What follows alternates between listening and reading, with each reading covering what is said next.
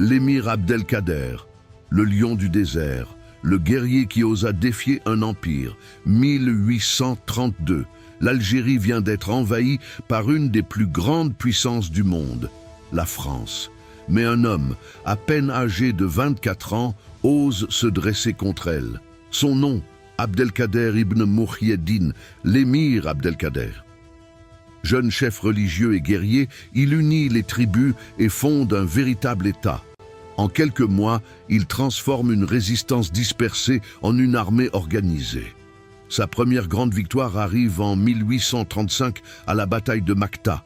Les troupes françaises, pourtant mieux armées, sont écrasées. La nouvelle fait trembler Paris.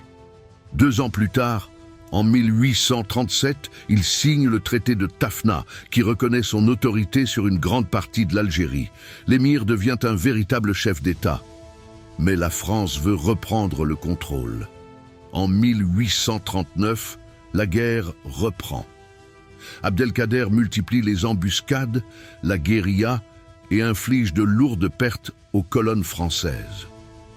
Pendant plus de 15 ans, il résiste jusqu'à ce que les forces françaises, 10 fois plus nombreuses, écrasent ses dernières bases.